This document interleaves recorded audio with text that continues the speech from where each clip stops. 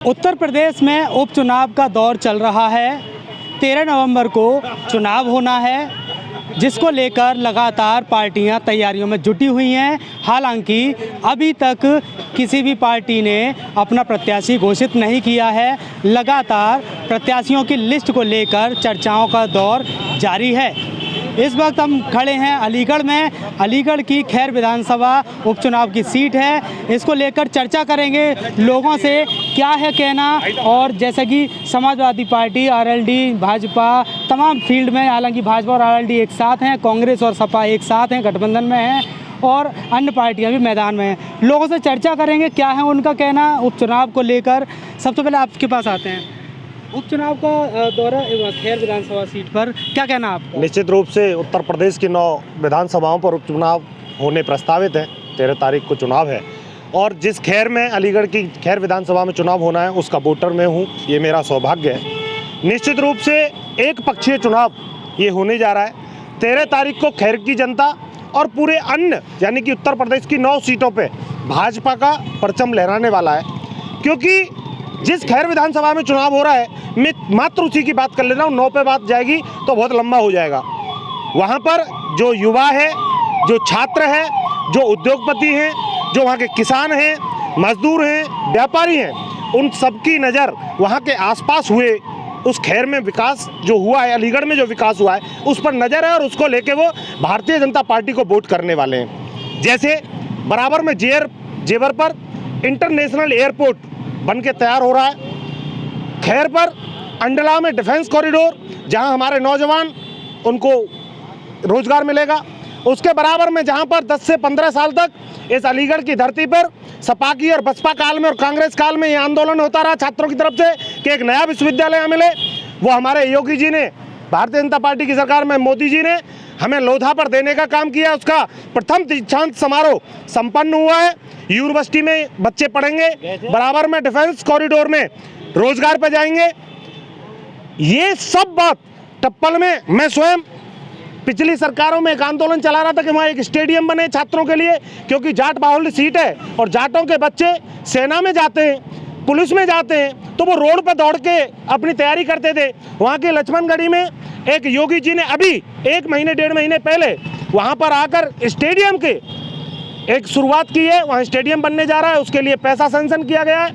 4 लेन से जो single road हुआ करता था पलवल वाला, दिल्ली वाला, उसको 4 लेन किया और अब 6 लेन एक ग्रीन एक्सप्रेस वे जट्टारी पे होकर खैर पे होते हुए पेरीफेरल से जुड़ रहा है। ये भाजपा के तमाम अनगिनत कार्य हैं। कुछ बात ठीक है, लेकिन अभी हाल ही में लोकसभा चुनाव जो हुआ तो उसमें जैसा कि सामने आया कि जो भाजपा के प्रत्याशी हैं उनको कम वोट मिले, और ये क्या कारण रहा, क्या फैक्ट? विपक्षियों ने इस चुनाव को थोड़ा राष्ट्रपथ से भटका के जातियों में तोड़ने का प्रयास किया था। जनता उनके थोड़ा बहकावे में आई थी, लेकिन फिर जनता समझी और लास्ट समय पर भाजपा के प्रत्याशी को बहुत सम्मानपूर्वक जिताकर इस लोकसभा में बिठाया है सतीश गौतम जी को। प्रत्याशी जो है किसी भी पार्टी के लगभग घोषित नहीं किए गए हैं, एक एएसपी के अलावा। क्या कहना है इस पर? भाजपा को प्रत्याशी के नाम की आवश्यकता बहुत अधिक नहीं है। जिसको भाजपा का सिंबल मिल जाएगा, खैर विधानसभा के लोगों के लिए और बाकी 9 सीटों पर टोटल सबके लिए कमल का फूल ही प्रत्याशी है। जिस दिन फॉर्म भर जाएगा, कमल के फूल पर वोट पड़ेगी। ये नहीं देखा जाएगा कि किसको टिकट दिया गया है, क्योंकि भाजपा एक बहुत अनुशासित और पूरे राष्ट्रवाद की पार्टी है। एक राष्ट्रवाद को लेकर चल रही है। पूरे विश्व में मोदी जी के नेतृत्व में भारत की संस्कृति का डंका बज रहा है। जो विवेकानंद जी ने एक सपना देखा था कि आने वाले समय में हमारा भारत विश्व गुरु होगा, वो नरेंद्र मोदी जी के नेतृत्व में विश्व गुरु की ओर अग्रसर है और लगभग बन चुका है। देखिए, सौरभ जी हैं, उन्होंने साफ तौर से कह दिया है कि यहाँ सिंबल काफ़ी है, प्रत्याशी चाहे कोई भी आ जाए।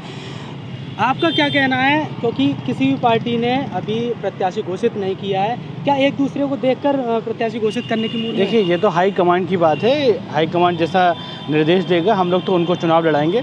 रही बात विकास की, जिस घंटाघर में आप खड़े हुए हैं और जो वीडियो बन रही है पीछे की, इसमें समाजवादी पार्टी ने 1 करोड़ रुपये दिया था इसका सौंदर्यीकरण के लिए।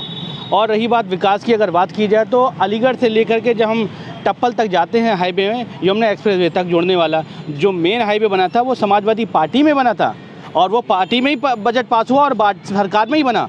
और रही बात विश्वविद्यालय की, अगर बात की जाए राजा महेंद्र प्रताप विश्वविद्यालय, उसका प्रस्ताव भी समाजवादी पार्टी रख के गई थी और पूरी की पूरी सारी डिटेल करके गई थी। और सबसे इम्पोर्टेंट बात आपको बता दूं, अच्छा मैं यार अभी जो टिकटों को लेकर चल रहा था गठबंधन की, जो सपा और कांग्रेस में गठबंधन है, खैर विधानसभा और गाज़ियाबाद सीट जो है कांग्रेस को दे दी गई थी, लेकिन देर रात को समाजवादी पार्टी के राष्ट्रीय अध्यक्ष अखिलेश यादव जी हैं, उन्होंने एक्स पर जो है अपना ट्वीट किया है और उस पर लिखा है कि अब 9 की 9 सीट पर समाजवादी पार्टी के सिंबल पर चुनाव लड़ा जाए। इस पर क्या कहना आपका? देखिए, समाजवादी पार्टी आज के टाइम पे अगर कहा जाए तो इंडिया की तीसरे नंबर पे सबसे ज़्यादा सांसद है और मुझे लगता है कि एक बढ़ती और उन्नति प्रगति का अगर प्रतीक कहा जाए तो समाजवादी पार्टी है।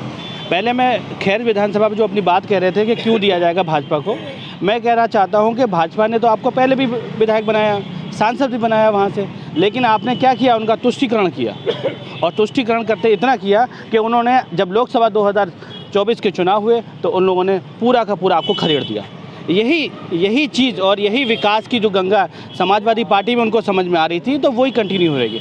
रही बात माननीय अखिलेश यादव जी के ट्वीट की, मैं आपको बता दूं, देखिए ये हाईकमान की बात है और मुझे लगता है कि एमपी में भी चुनाव होने वाले हैं और उत्तर प्रदेश में भी चुनाव हो रहा है, तो कुछ सीटों का यहाँ की जगह वहाँ पर सिलेक्ट कर दिया गया और वहाँ की जगह यहाँ कर दिया गया। क्या मानते हैं हरियाणा में जिस तरह से सपा को कोई सीट नहीं मिली थी, टिकट नहीं मिली थी, क्या उसी का परिणाम है कांग्रेस को यहाँ सीट नहीं दी जा रही है, टिकट नहीं दी जा रही? नहीं, ऐसा कुछ भी नहीं है। हरियाणा वहाँ पर अपने आप में समाजवादी पार्टी थोड़ा कम मजबूत है, यहाँ ज़्यादा समाजवादी मजबूत है, तो जहाँ पर ज़्यादा मजबूत, लेकिन यहाँ तो कभी खाता ही नहीं खुला क्या सपा का? देखिए क्यों नहीं खुला, जब हमारे गठबंधन था सपा का कभी देखिए लोक अदालत, जब राष्ट्रीय लोक दल का था मामला, तो लोक दल में हम लोगों ने समर्पित किया, उनको चुनाव लड़ाया। लोक दल तो भाजपा के साथ है, लोक दल तो पहले तो कांग्रेस के साथ भी था, तो इसका मतलब क्या करेंगे कि आप लोक दल को दोगला कह देंगे क्या? अपने प्रत्याशियों को कैसे लड़ाएंगे फिर जब कांग्रेस जो पीछे हट जाती है और मान लीजिए कांग्रेस नहीं सपोर्ट करे तो कैसे लड़ाएंगे? खाता ही नहीं खुला। कांग्रेस पीछे नहीं हटी है, कांग्रेस ने हमें समर्थन दिया है, हमें समर्थन दिया, उनके जो भी कार्यकर्ता हैं वो हमारे समाजवादी पार्टी के साथ जुड़ेंगे।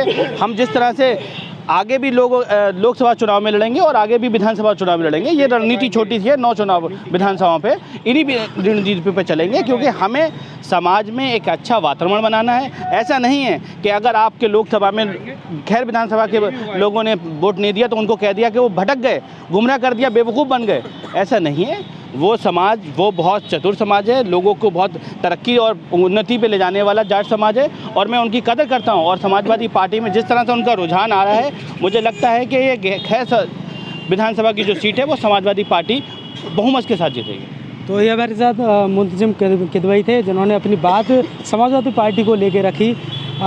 आगा यूनिस जी हमारे साथ, उनसे जानेंगे क्या है अब कांग्रेस की तरफ से क्या कहना चाहते हैं। क्या कहना आपको, जब ये 9 सीट पर सिंबल जो है मात्र साइकिल रहेगी, अब कांग्रेस का क्या पक्ष रहेगा? देखिए, अभी कांग्रेस पार्टी ने अभी तय नहीं किया है, अभी मामला हाईकमान पे है, जो तय होगा, जो हाईकमान तय करेगा उसके साथ हम लोग खड़े मिलेंगे। आप अभी दूसरी पार्टी ने, हमारी गठबंधन की दूसरी पार्टी ने जो पोस्ट किया है वो उस पार्टी का आंतरिक विषय है, उसके ऊपर अभी हम कोई टिप्पणी नहीं कर सकते। हमारा हाईकमान का जो फैसला होगा उसको हम लोग मानेंगे। हम ये कहना चाहते हैं कि भाजपा जिसकी बात हो रही है, भाजपा अर्थात बड़का झूठा पार्टी, भाजपा मतलब भारत जलाओ पार्टी, ये राष्ट्रवाद की बात करते हैं। एक आरएसएस के आदमी, एक हिंदू महासभा का आदमी, एक भाजपा की जो पार्टी के जो तमाम जिससे जहाँ से निकल के आए हैं उनकी विचारधारा के पार्टी, जिनका नाम बता दो कि इंडिया गेट पर अगर शहीदों में दर्ज हो, और वो राष्ट्रवादी है। ये छदम राष्ट्रवादी हैं, इनका राष्ट्रवाद से कोई लेना देना नहीं है। ये देश में आग लगाते हैं, नफरत और घृणा के पुजारी हैं ये, और ये नफरत और घृणा के सौदागरी से ये देश के अंदर राजनीति करना चाहते हैं और इनको इसका जवाब मिल चुका है उत्तर प्रदेश के अंदर। खैर कांग्रेस की भूमि रही है, कांग्रेस की ज़मीन है, और आप खैर के अंदर अगर आप जाएं तो खैर की जनता सिर्फ यही कह रही है कि कांग्रेस से एक प्रत्याशी दे दो, हम इस बार भाजपा को धूल चटाना चाहते हैं। अगर आप देखें तो अभी नगर पालिका का चेयरमैन का चुनाव हुआ, इनका वहाँ चेयरमैन था। अखिलेश जी ने अपनी 9 सीटों को लेकर क्लियर कर दिया है, भले ही ट्वीट के माध्यम से किया हो, सोशल मीडिया के माध्यम से किया हो, लेकिन अखिलेश जी ने अपने हैंडल से जो क्लियर कर दिया है। अगर यही सीट रही, यानी कि सिंबल अगर साइकिल ही रही, तो कांग्रेस किस तरह से सपोर्ट करेगी समाजवादी पार्टी को? देखिए, इंडिया गठबंधन है, और इंडिया गठबंधन में इस वक्त देश प्रदेश सारी ज़मीन जो भाजपा के खिलाफ तैयार की है माननीय राहुल गांधी जी ने तैयार की है। क्योंकि जिस तरह से उन्होंने कदमताल किया, देश की सड़कों पर उतरे, हज़ारों किलोमीटर पदयात्रा की, वो ज़मीन राहुल गांधी की है। हमने लोकसभा में अपनी बनाई हुई ज़मीन पर बैटिंग करने को सपा को दिया, और इसलिए दिया कि हम गठबंधन धर्म निभाना चाहते थे। लेकिन बड़े दुर्भाग्य की बात है कि जो हमारे गठबंधन साथी हैं, उन्होंने जिस तरह से प्रेशर पॉलिटिक्स के तहत अपने 6 सीटों पर प्रत्याशी उतारा, उसके लिए कांग्रेस के अंदर बहुत ही बड़ा, लोगों के कांग्रेसियों में बड़ा आक्रोश है। लेकिन चूँकि हम लोग एक बड़ी पार्टी हैं और हम लोग एक बड़े भाई की भूमिका में हैं, इसलिए हमारा जो हाईकमान तय करेगा, क्योंकि हमारी पार्टी चुनाव लड़ना चाहती थी और लड़ना चाहेगी, और अभी कोई फैसला नहीं हुआ है। क्योंकि हम वो पार्टी हैं जो उत्तर प्रदेश को जिसने बनाया, उत्तर प्रदेश के निर्माता हैं हम। क्योंकि अगर आप जहाँ खड़े हैं, अगर यहाँ पे आप चारों तरफ घूम जाएं तो हर तरफ आपको एक ही चीज़ नज़र आएगी कि यहाँ पर जो भी बनाई हुई चीज़ है वो कांग्रेस की बनाई हुई चीज़ है। अलीगढ़ के अंदर जितने भी अस्पताल हैं, सरकारी अस्पताल, वो कांग्रेस ने बनाए। अलीगढ़ के अंदर जो भी काम हुआ पहले, आज से 33 साल पहले, वही चीज़ें आपको मिलेंगी। ये लोग तो सिर्फ और सिर्फ भाजपा के लोग आज करप्शन कर रहे हैं, भाजपा भ्रष्टाचार का पर्याय है, और पूरी सड़कें आप देख लें। हमारे साथ और भी लोग मौजूद हैं, उनका क्या कहना है इस राजनीतिक माहौल को लेके, लोग जो क्या कह सकते हैं।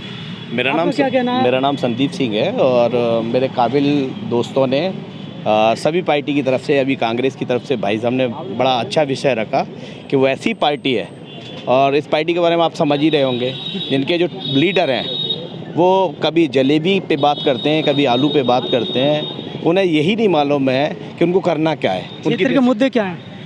किस खैर के तो क्षेत्र के मुद्दे तो अभी देखेंगे, लगातार मुद्दों पे तो बात ही नहीं हो पा रही है, क्योंकि भारतीय जनता पार्टी ने सारे मुद्दे ही एक तरह से ख़त्म कर दिए हैं। भारतीय जनता पार्टी के मुद्दे कुछ नहीं, मुद्दे सारे हैं, आप समझिए, मुद्दे सारे ख़त्म हैं। अभी कोई मुद्दा है ही नहीं। विपक्ष के पास बताइए, पूरा 7 विधानसभा चुनाव हुआ, अब तो ये उपचुनाव है। सारी सीटें यूँ की तो भारतीय जनता पार्टी के खाते में जाने वाली हैं, क्योंकि विकास की जो लहर, विकास की जो गंगा भारतीय जनता पार्टी ने बहाई है, वो आप देख रहे हैं। कांग्रेस की तरफ से, सपा की तरफ से भी यहाँ कोई अच्छा प्रदर्शन नहीं रहा है। ये चीज़ें कहीं ना कहीं अभी जातिवाद को लेकर बढ़ी हैं, और उसी के कारण कहीं ना कहीं सीटों में उत्तर प्रदेश में जो उतार चढ़ाव रहे हैं लोकसभा को लेकर, वही देखने को मिले हैं। और इस बार आपको सबको मिल जाएगा कि उपचुनाव सारे भारतीय जनता पार्टी जीत रही है। खैर में उपचुनाव है, क्या कहना है आपका? मेरा नाम मोहम्मद आशिक अली, समाजवादी पार्टी से। लोगों में इनके खिलाफ बहुत आक्रोश है। इन्होंने काफ़ी लोगों के घर तोड़ दिए। अभी बहराइच में जो दंगा हुआ है, लोग जो जोड़ने का काम करते हैं, तोड़ने का करते हैं। हज़ारों लोग सड़कों पर आ गए, लोगों में तबाही मची हुई है, लोग रो रहे हैं। काफ़ी लोग जो काफ़ी विवाद हो रहा है, लेकिन ये समाजवादी पार्टी ही जीतेगी। समाजवादी पार्टी का अच्छा बेस है इस बार। सभी लोग अपनी अपनी बात रख रहे हैं, और भी लोग हमारे साथ मौजूद हैं। आपका क्या कहना है उपचुनाव को लेकर? मेरा नाम है अर्जुन उपाध्याय, एडवोकेट। मैं उपचुनाव से पहले लेके जितनी लोगों ने बातें की उनके जवाब दूं। अभी हमारे बड़े भाई कह रहे थे कि खैर विधानसभा जो है कांग्रेस की जगह है। लास्ट टाइम कांग्रेस जब जीती थी वहाँ से, वो जीती थी 1980 में। जिसने 40 से 50 साल पहले आप जिस विधानसभा पे जीते हो, उस पर अपना दावा करना वही हिसाब है जैसे आप जो हरियाणा में फैक्ट्री में जलेबी बना रहे थे, वही चीज़ है, और वो कुछ भी नहीं है। और वर्तमान में मैं आपको खैर विधानसभा की बात बता दूं। आपने देखा कि इससे पहले जो 2022 में इलेक्शन हुए विधानसभा के, 7 विधानसभा भारतीय जनता पार्टी की नहीं। और वर्तमान में जो अभी भी जो डिक्लेयर भाजपा ने करा है अपना कैंडिडेट सुरेंद्र दिलेर, वो प्रत्याशी बहुत बढ़िया प्रत्याशी हैं। वो बहुत लंबे समय से निरंतर आप उस खैर विधानसभा में काम कर रहे थे। अभी एक भाई ने हमारे बहराइच की बात बोली। आपने कोई व्यक्ति अगर गलती से अगर चढ़ भी जाता है तो आप किसी की जान ले लेंगे। ये लोकतंत्र है, ये संविधान। दिन भर किताब लेके घूमते हो लाल कलर की, उसको कभी पढ़ा तो कराओ, कभी उसे खोलते नहीं। सिर्फ संविधान। स्पेशली आप एक कम्युनिटी की बात करो, कास्ट डिवीज़न की बात करो, एक यूनिटी के आधार पे आप बात करो, तो ये नहीं चलेगा। जनता जनार्दन है, जनता सब कुछ समझती है, जानती है और देख रही है। आपने समाजवादी पार्टी में 2017 से लेके पहले आपने क्या स्थिति रही है। 2014 के अंदर मैंने बाकायदा हाई कोर्ट से वो ऑर्डर निकलवाया। आपने आतंकवादियों के मुकदमे 2006 और 2007 में जो आतंकवादी हमले उत्तर प्रदेश में हुए, प्रयागराज में, सहारनपुर में, बहराइच में, मुरादाबाद में जो आतंकवादी हमले हुए, आपने 2014 में आने से पहले, इलेक्शन आने से पहले आपने मुकदमे वापस लिए और हाई कोर्ट ने फटकार लगाई समाजवादी पार्टी को कि आप क्या करना चाह रहे हैं, आप आतंकवादियों को राज्यसभा और आप राज्यसभा भेजेंगे। तो ये समाजवादी पार्टी की विचारधारा। देखिए अपने अपने मुद्दे रखे, मुकदमे में बोल दो एक बार आपका क्या कहना है उपचुनाव को लेकर? देखिए जिस प्रकार से उत्तर प्रदेश के अंदर विकास हुआ है, पूरे भारत के अंदर विकास हुआ है, तो जिस हिसाब से हम लगातार ये चीज़ देख रहे हैं कि खैर विधानसभा के अंदर जिस हिसाब से विस्तार भाजपा ने किया है, वहाँ पर यूनिवर्सिटी दी है, डिफेंस कॉरिडोर दिया है, अभी हाल ही में स्टेडियम की जो मांग थी उसे भी पूरा करने जा रही है सरकार। तो वहाँ की जनता ने भाजपा को चुना है। विपक्ष चाहे कितना भी जोर लगा ले, क्योंकि जाति संप्रदाय से उठकर अगर जनता वोट चाहती है, वोट देना चाहती है तो भाजपा को देगी, क्योंकि भाजपा ही एक अकेली ऐसी पार्टी है जो लगातार कई वर्षों से काम कर रही है। और खैर विधानसभा में जिस हिसाब से विकास की जब उन्होंने बीड़ा उठाया भाजपा ने, और जब से वहाँ पर हम देखेंगे तो वहाँ पर विकसित होने लगा, विकास होने लगा है। वहाँ हम अगर विपक्ष की बात करें तो विपक्ष का कोई अस्तित्व वहाँ पर नहीं है। विपक्ष कितनी भी कोशिश कर ले, लेकिन भगवा फिर से खैर विधानसभा के अंदर लहरने वाला है। बहुत बढ़िया। सभी लोगों ने अपनी अपनी बातें रखी और इसी बीच जैसे कि मेरी जो मुद्दा शुरू हुआ था उस समय तक प्रत्याशी सामने नहीं थे, लेकिन प्रत्याशियों की लिस्ट भाजपा की सामने आ गई। सुरेंद्र दिलेर को अलीगढ़ की खैर सीट से भाजपा से सीट की जो टिकट मिल चुकी है और सभी ने अपने अपने मुद्दों पे बात रखी और आपस में एक दूसरे की बातों को काटने की बात की गई। लेकिन अपने मुद्दे सभी के अपनी जगह पर हैं, जनता के मुद्दे अपनी जगह पर। लेकिन अगर बात की जाए पार्टियों की, पार्टी कहीं ना कहीं मुद्दों से भटकी हुई हैं। सभी पार्टियां एक दूसरे के कटाक्ष पर लगी हुई हैं। अब देखने वाली बात यह होगी ऊंट किस करवट बैठता है, क्योंकि अब तक 2 बार से लगातार भाजपा की ये खैर सीट पर जीत होती रही है। आपको बता दें मौजूद जो अभी हाल फिलहाल में जो लोकसभा चुनाव हुए थे उस समय अनूप वाल्मीकि यहाँ विधानसभा जो विधायक थे और जो मंत्री भी थे, अब चुनकर जो हाथरस के सांसद हो चुके हैं। उसके बाद ये उपचुनाव हो रहा है और उपचुनाव का परिणाम वो 23 नवंबर को आएगा। 13 नवंबर को यहाँ पर चुनाव होना है। भारत समाचार के लिए मुकेश गुप्ता, अलीगढ़।